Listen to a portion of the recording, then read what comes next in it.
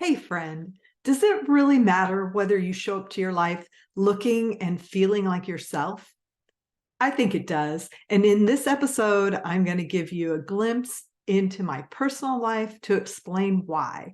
And then I'll share some personality based tips to give you a boost.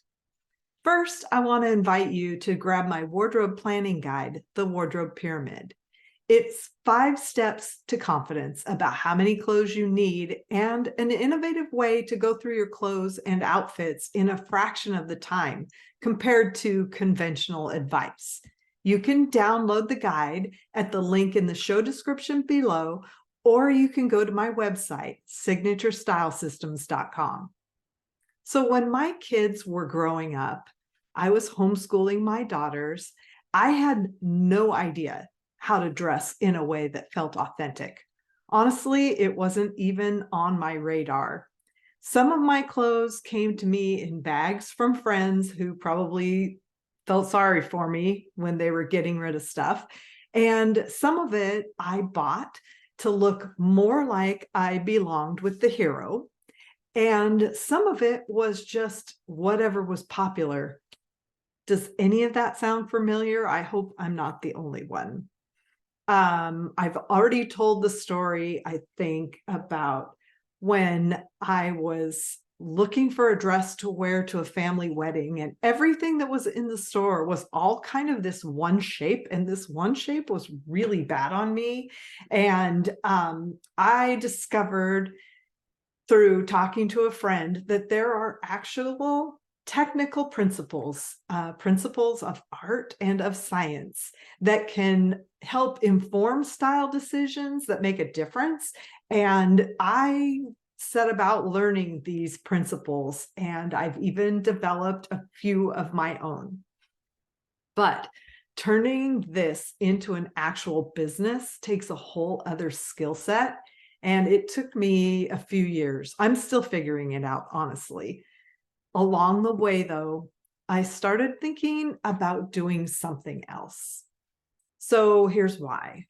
Before COVID, just because of some of the things that were going on here in Spokane in local politics, there were just a lot of people talking very loudly about the best strategies for getting people off the streets and integrated back into society. At the time, I was volunteering with a local recovery program, and the hero was parking next to a train trestle and started to kind of get to know one of the residents there living on the sidewalk under the train trestle. So then one day I was driving through downtown Spokane. I was on my way out to volunteer at the recovery center. And I'm just seeing people in real need walking across the street with all their earthly possessions. And it just really hit me. Two realizations. One, I could do more. I could do more with my life. There's so much need in the world, and I could do more. And then two, pretty much anybody in any job could do that job in such a way as to improve the life and chances of others. And not just like specific others, but my vision is really universal flourishing. I honestly believe we need everyone contributing at their greatest point of impact to solve all the problems we have. I mean, everyone, including those people that were walking across the street with all their earthly possessions on their back. We have a lot of problems: homelessness, cancer, global warming, loneliness. Those are a few that come to mind. So what does that have to do with you feeling self-conscious about how you look? So for years, I was not seen for who I am. And therefore, I didn't attract opportunities that connected with my strengths and my gifting. So I looked like a generic mom, and people asked me to babysit. It was a little bit more than that, but not that much. So, and then in my wardrobe, I was wasting a lot of time and money shopping for clothes that I didn't end up feeling like myself in. So my why I'm doing this is for you to be able to waste less of your time on shopping and trying to make outfits, and have more time to do more important things, and to have more impact by being seen for who you truly are. So if you learn how to dress according to your body design, you're going to have things that fit and flatter your body. Your shopping is going to become so much faster. You will be able to scan the racks for the right colors. Then, if you find a color that you like, you hold up the piece and you can see the shape. And just in that, you'll have a better idea whether or not it's something that you should try on, and you'll save yourself so much time.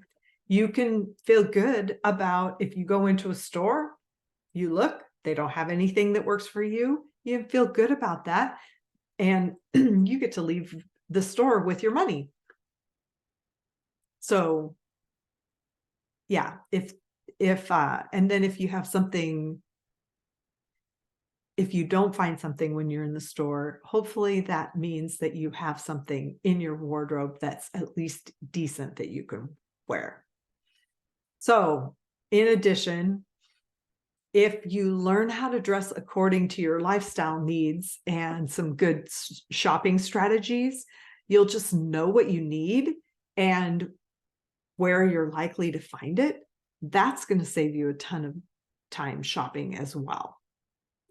I shop so much less now than I did when I was just first learning this stuff. And then if you learn to dress according to your aesthetic and your essence of who you are, this is the real gold. When you dress according to your essential aesthetic, you're going to feel more like yourself. And because you feel more like yourself and you look like yourself, other people are going to be able to see, both through how you show up and how you look, who you really are. And here's how you find your essential aesthetic: through your visual favorites. There are some other ways too, but this is one that's easy for me to explain. So here's some things to look for in your images. Collect some images or look around you in your home and find some things that you really love, art on the walls or whatever. Your favorite. Okay, so it's Christmas time right now. So maybe look at all your Christmas cards and see what are the ones that you find visually most beautiful, most pleasing. Look for the balance of natural versus man-made elements. How rustic or how refined are your images? If your images are dominantly autumn leaves, then you might want some outdoorsy looks in your outfits, or you might like rustic styles. There's some really, really cute rustic styles in shoes and boots. So my images are dominantly streetscapes, and I feel most like myself in an outfit that's very put together, but I could walk 2 miles in it, no problem. Another thing you can look for is line movement, direction, and clarity. Are the lines in your images dominantly straight, curved, or wavy? Are they vertical, horizontal, or diagonal? Are they crisply defined or soft and smudgy? So some of the ways these things can show up besides in your clothes, you can use these to inform, like, okay, crisply defined or soft and smudgy. Think about that even for like eyeliner. And then thirdly, some images in your collection of what you think is beautiful, there's likely to be a lot of them that are sort of similar, and then maybe one or two outliers. And that's great because you are not one note. You might have one that has a lot more playful use of color, and that would be a great one to inspire your beachy looks. Or you might have one that's a little bit more formal looking or has darker colors maybe that you would want to use to inform your formal looks.